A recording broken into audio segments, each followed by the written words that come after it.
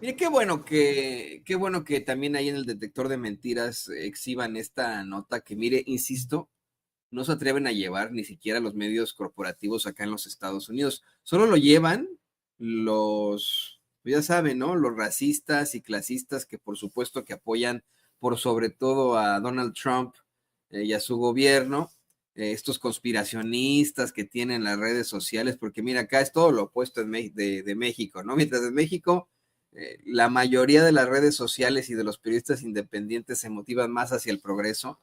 Acá en Estados Unidos son más hacia la ultraderecha, pero tirándole a lo fascista, pero y como lo hacen en las derechas, con una serie de mentiras e hipocresías. Efectivamente, han estado difundiendo estos tipejos que hay causantes de los incendios en forestales en el sur de California, que no es el cambio climático, ellos niegan por siempre el cambio climático y dicen en medio de que, bueno, pues México está ayudando con militares, con las Fuerzas Armadas y con bomberos a atender esta emergencia, dicen que el causante fue un mexicano, indocumentado y en situación de calle. Nada más ridículo, ya que, bueno, usted lo sabe, nosotros venimos aquí a trabajar. Y aunque sí hay, efectivamente, a lo mejor segunda, tercera generación o bien alguna persona muy desafortunada que haya caído en situación de calle debido a las drogas acá en Estados Unidos, son los menos. La gran mayoría de mexicanos acá en Estados Unidos son reconocidos, mexicanos y mexicanas, por lo muy trabajadores y trabajadoras que son. Sin embargo, y ayer se lo platicábamos aquí en Sin Censura, esta señora Maite Baena, representante ahí de Infobae, lleva el tema incluso a la mañanera como rumor y lo han estado difundiendo en varias partes, en varios medios de comunicación, que pues supuestamente había sido un mexicano el que ocasionó los incendios y bueno, pues esto está ya desmentido, fue por las autoridades estadounidenses. Qué bueno que se puede plantear en la conferencia de prensa mañanera. Y mire, le estoy buscando, le voy a pedir a doña Ceci que me eche la mano con todo lo que pueda, si es que me está escuchando, que me eche la mano buscando el clip de Felipe Calderón, insistiendo en que, bueno, pues por supuesto que él hizo bien al supuestamente declarar la guerra a los cárteles de la droga. Ayer hizo un asqueroso tour en medios de comunicación, eh, puesto que, bueno, ahí no lo tratan de imponer como siempre, con calzador a Calderón, y a nadie le importa en la realidad lo que quiere decir este señor, pero bueno, hizo un tour en medios de comunicación corporativos, él y su esposa, y en una de sus declaraciones más infames salió Felipe Calderón con que lo más ético que pudo haber hecho él fue el declararle la guerra al narcotráfico. Y mire, hay muchas vertientes en cuanto a todo esto. No le declaró per se la guerra al narcotráfico.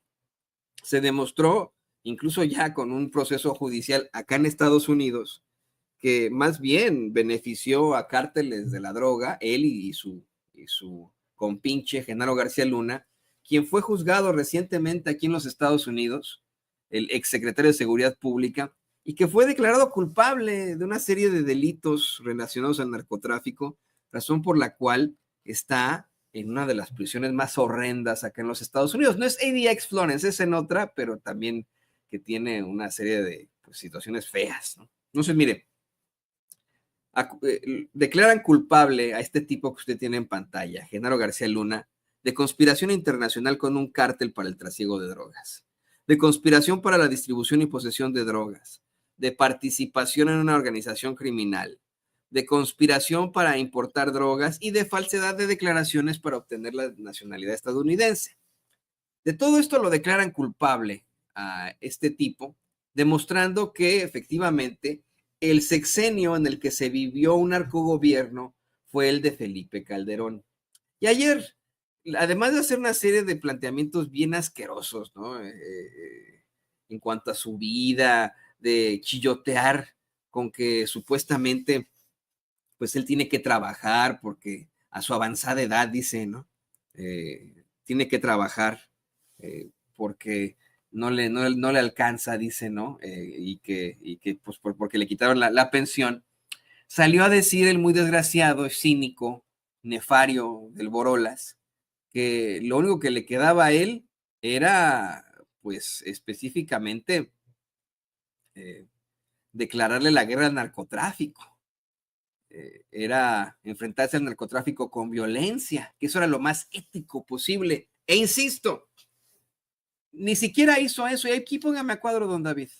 No hizo eso. Mire, ese es un tema muy controvertido. Hay mucha gente que me dice por ahí, no es que ojalá y si le hubieran declarado la guerra a los cárteles del crimen organizado y etcétera, a los cárteles de la droga. Ojalá y se hubiera dado y pues al menos así hubiera habido algún tipo de respuesta, pero ni siquiera fue eso. Ni siquiera se enfrentó a los cárteles del crimen organizado, no, estableció un narcogobierno, ha quedado demostrado en investigaciones periodísticas y en ese proceso judicial acá en los Estados Unidos. El proceso judicial en el que determinan como culpable a su mano derecha, a su gran amigo, a su secretario de Seguridad Pública, quien estaba encargado precisamente de esa guerra, entre comillas, contra el narcotráfico.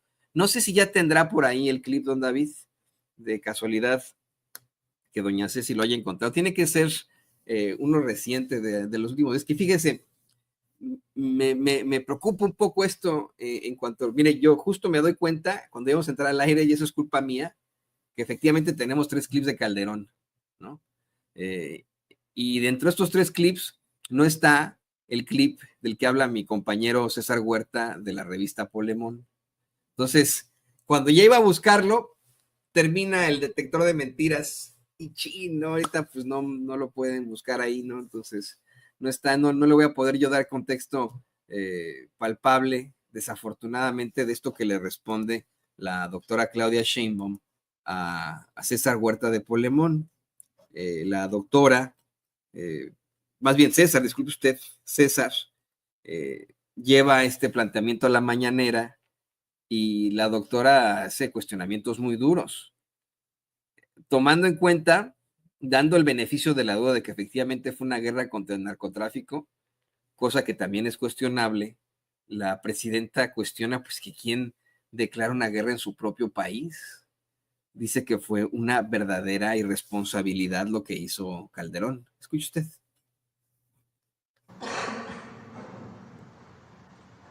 Buenos días, presidenta. César Huerta, de la revista Polemón. Presidenta, en 2006, Felipe Calderón llegó a la presidencia de México vía un fraude electoral. Días después, justificó las irregularidades en el proceso electoral diciendo que él ganó haya sido como haya sido, ese famoso haya sido. Cuando asumió como presidente para legitimarse, declaró una supuesta guerra contra el narcotráfico. Una guerra simulada, pues colocó como su secretario de seguridad a un personaje ligado al crimen organizado como fue García Luna. Esa guerra introdujo al país en una escalada de violencia sin precedente y pues ayer, con la sorpresa de que Calderón dijo que no se equivocó en su guerra, que no se arrepiente de haberla emprendido y que la hizo porque era lo conducente éticamente. Presidenta, Calderón mencionó que su guerra no incrementó la violencia, según él, sino que fueron las organizaciones criminales quienes lo hicieron con su expansión, como si mágicamente se hubieran expandido. ¿Qué piensa de las declaraciones de Felipe Calderón, presidenta, de que el incremento de la violencia pues se justifique de esa manera y que pues afirme que él volvería a hacer una guerra que han lutado a miles de familias mexicanas porque ahora resulta que fue un imperativo ético? A ver si tienen la gráfica de homicidios de el sexenio de Fox, Calderón, Peña. Es una de las decisiones más irresponsables que haya tomado una persona que llegó a la presidencia, además, como bien mencionas, a través de un fraude electoral. Primero, ¿quién declara una guerra en su propio país? Guerra significa permiso para matar, lo he dicho varias veces. Declarar la guerra quiere decir que las leyes quedan en segundo término, que hay un régimen de excepción. Para todos aquellos que hablan del Estado de Derecho, porque se llenan de palabrerías, la boca diciendo Estado de Derecho, hay autoritarismo en México. Y en realidad la decisión más autoritaria y responsable que se haya tomado en los últimos sexenios fue la decisión de Calderón de declarar la guerra. Escuchen bien, declarar la guerra en su propio país.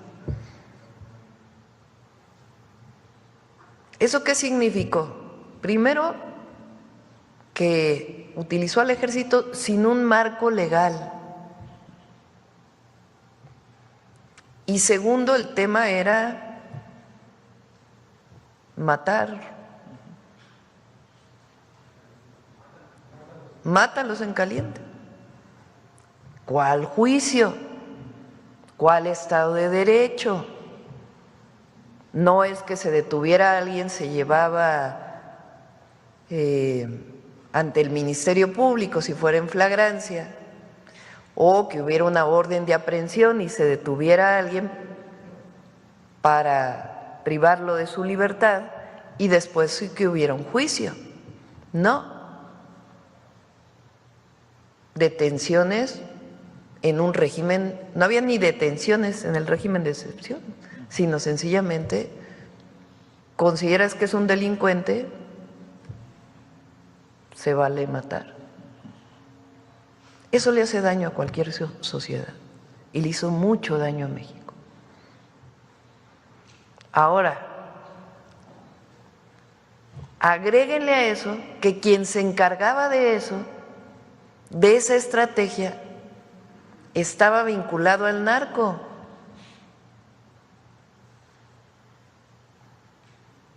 Favorecía a unos delincuentes frente a otros, recibía dinero y muchas otras cosas.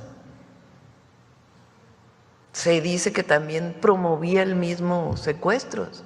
Hay muchos de los reporteros o investigaciones en este sentido. Entonces, la declaración de que no hay Estado de Derecho, y ahora es el que está diciendo de que en México se acabó la legalidad, imagínense. Después, el incremento de los homicidios. O sea, vean nada más, el primer año de 2006 había 10.452 homicidios. 2007, 8.452. 2008 casi se duplica.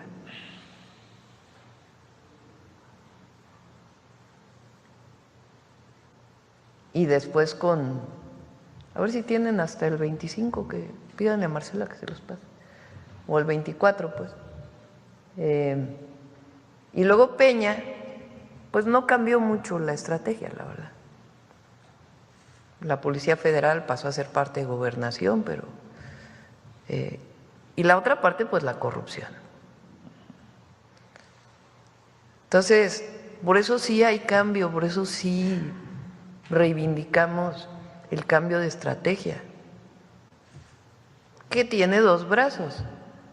Atención a las causas, porque mientras eso ocurría, los jóvenes no se les abrían nuevas escuelas, se privatizaban las guarderías, porque subrogar es privatizar, se privatizaban las guarderías haciéndolas negocio.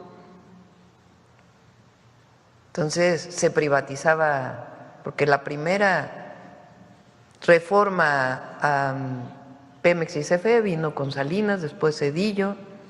Zedillo trató de privatizar toda la electricidad, nada más que no pudo por la movilización popular, entre otros, del Sindicato Mexicano de Electricistas. Bueno, Calderón desapareció Luz y Fuerza del Centro de un plumazo sin darle apoyo a los trabajadores. Bueno, vamos sumándole. Pero ese solo hecho, a ver, ¿quién dice de los comentócratas ahora que Calderón en un año duplicó los homicidios? Ninguno. De hecho, todo lo contrario. lo llevan a sus espacios a que se tire al piso, el pobrecito, y llore, que tiene que trabajar a su avanzada edad, tiene que trabajar para pagarse sus cubas, para pagarse sus caguamas, porque al pobrecito le quitaron la pensión. Así se lo dijo a este tipejo de Oscar Mario Beteta, ese que fue exhibido hace ya algún tiempo por, pues vamos, ser sumamente misógino con nuestra compañera periodista Nancy Flores. Recordará usted esa infame grabación.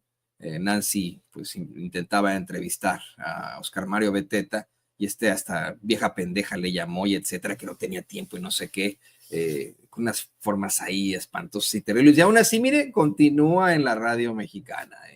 El tipejo ese, lo peor de todo, poniéndose de tapete de personajes como el carnicero y muy nefario de Felipe Calderón. Escuche usted. Yo tengo que trabajar para vivir, para sostener a mi familia, la universidad de mis hijos, y no me arrepiento de ello, de no tener un gran patrimonio, porque sé que lo único y lo mejor que les puedo legar es un buen hombre, y eso vale más que otra cosa. Tampoco me he ido mal, trabajo bien. Pausa, es que de verdad, mire, un buen hombre, dice este cuate, el hijo de la chingada que abrió las puertas del infierno para todos los mexicanos, que ha sido exhibido hasta por políticos igual que él, pero menos malos que él, como Moreira, que en su momento habría dicho que le confesó que él lo que quería es que mataran a todo mundo, que a él le gustaba que asesinaran en lugar de detener a las personas con las que se enfrentaba el ejército. O sea, qué buen hombre va a ser este desgraciado que abrió las puertas del infierno para todos los mexicanos, que encabezó un narcogobierno, que es un tipo sumamente violento, que provocó la destrucción, la muerte, que provocó la destrucción de familias enteras, de pueblos enteros en el norte de México. Qué buen hombre va a ser este desgraciado. Y aparte de todo, nos sale con que el pobrecito tiene que trabajar para pagarle la universidad a sus hijos. Oiga, en tantas investigaciones periodísticas se ha exhibido cómo es que tiene una fortuna incalculable. ¿Por qué se habría de... ¿Qué persona que tiene que esforzarse para pagarle la universidad a sus hijos tiene la fiabilidad de poderse ir a vivir a Madrid? Así de buenas a primeras, decir, ay, yo soy muy chingón y me voy a ir a... ¿Saben qué? No me gusta ya estar en México, me voy a ir a vivir a Madrid sin pedos, ¿no? Oye, pero ¿de qué estamos hablando? Además de que va a los principales eventos de la Fórmula 1 y etcétera. Es un Felipe Calderón que, insisto, ha sido exhibido en varias investigaciones periodísticas por haber acumulado una gran fortuna. Se plantea, y al rato se lo voy a preguntar a Paco, no sé si fue en uno de sus libros, del queridísimo periodista y escritor Francisco Cruz, Paco Cruz, que se exhibe cómo es que en la casa esa que tiene ahí en Las Águilas, es una parte por la que tienen como fachada Margarita Zavala y Felipe Calderón para aparentar que no tienen tanta lana, pero que detrás hay, híjole, una mansión impresionante, pero tiene una fachada ahí para que parezca que es una casa de una familia de la clase media y etcétera. Todavía sale ahí con esos tapetes del periodismo, de esos infames que desafortunadamente siguen detentando los micrófonos, sale a decir que él es la víctima. Sigamos escuchando, así es, a Fecal, a él es el que le pusieron Fecal, Felipe Calderón, pues son sus iniciales, después salieron con que el caca hace sobrador, el caca, no, a ver, el original Fecal es Felipe Calderón. Y eso vale más que otra cosa. Tampoco me he ido mal, trabajo bien, estoy muy metido en temas de consultoría ambiental, en temas también de abogacía, doy conferencias, de eso he vivido prácticamente, ha sido mi principal ingreso desde que dejé la presidencia, que como tú sabes, no tengo pensión, me la quitaron, sí. Sigo abonando al Seguro Social para tener algún día, en fin, pero gracias por ese comentario, Oscar Mario. Oscar Mario Beteta, qué barro. Gracias, le agradece a él, al tipejo ese. Se me olvidó que Calderón, después de terminar su mandato espurio, efectivamente se fue a trabajar a Iberdrola, empresa española a la que él benefició siendo presidente y que no le pagaba 3 pesos. No crea usted que a los ejecutivos de Iberdrola les pagan 3 pesos o bueno, 3 pesetas. Ya en ese entonces ya eran euros para cuando empezó a trabajar Calderón ahí ya en euros, no que le pagaban 3 céntimos de euro, no, qué desgraciado. Y también hay que, pues, poner esta otra parte de la entrevista que le dio Adela Micha, en la que, según reportan en redes sociales, yo no lo vi tanto así, pero según reportan en redes sociales, se le ve triste después de aquella terrible decepción que enfrentó en Venezuela, al ser declarado non grato, persona buscada, delincuente, terrorista, etcétera, etcétera, etcétera. De lo que vamos a hablar, efectivamente fue un viaje muy intenso y tenso también además, porque implicaba pues una serie de riesgos, de decisiones, de objetivos. Algunos se cumplieron, otros no. Se cumplió el objetivo que teníamos de elevar la presión internacional para desconocer y rechazar el régimen ilegítimo, la dictadura cruel, sanguinaria, asesina de Nicolás Maduro. Creo que ese objetivo se cumplió. Queríamos acompañar también al presidente electo Edmundo González a Caracas, que implicaba la existencia de un movimiento exitoso que pudiera haber revertido el estado de cosas en Venezuela, es decir, que hubiera permitido su propia llegada al poder. Eso no se cumplió. Ya, mire qué hueva, hueva escuchar a este cuate, tratando además de todo de intervenir en otros países. Le quería también poner este audio en esa misma entrevista con la Micha con la que se toma, por cierto, tequilas. Ella sí lo había dado a conocer, imagínese usted, ¿no? Con ella se ha tomado tequilas, dice esta señora. Ahí supuestamente reconoció el trabajo de la doctora Claudia Sheinbaum y le dio uno que otro consejo, como si verdaderamente los necesitara. Miren lo que son las cosas. Miren, lo que veo yo aquí es, pues, esa intención que también tuvo Calderón a principios del gobierno de Andrés Manuel López Obrador y que también tuvo Vicente Fox, una especie de acercamiento, decir, oye, pues somos expresidentes, échanos la mano aquí como se pueda. Y usted recordará que López Obrador les dijo gracias, pero no gracias, como dice Armando Guzmán. Escuchen. Ciertamente poner la mira con una forma más constructiva. Yo no sé si me equivoco, pero también yo veo detalles, si no más constructivos en el gobierno y en la presidenta, pues no tan destructivos y tan divisorios y tan hirientes y tan a veces suicidas en términos colectivos, en términos de país, como los que veía hace unos meses. ¿Cómo hasta qué? Hace unos meses. ¿Puedes dar un par de ejemplos? No, me refiero a esa política de dividir, de insultar, de ofender, de humillar, que venía desde el poder, de atacar, pues por ejemplo, en el caso de ustedes, periodistas, acosarlos, sacarlos de los medios de comunicación. Otra privilegiada que terminó desafortunadamente impuesta en los medios de comunicación. ¿Qué periodista va a ser Adela Micha? Señoras y señores, por favor. Dejemos de discutir, dejemos de permitir que el comandante Borolas, este espurio carnicero, nos haga encabronar a todos. Y mejor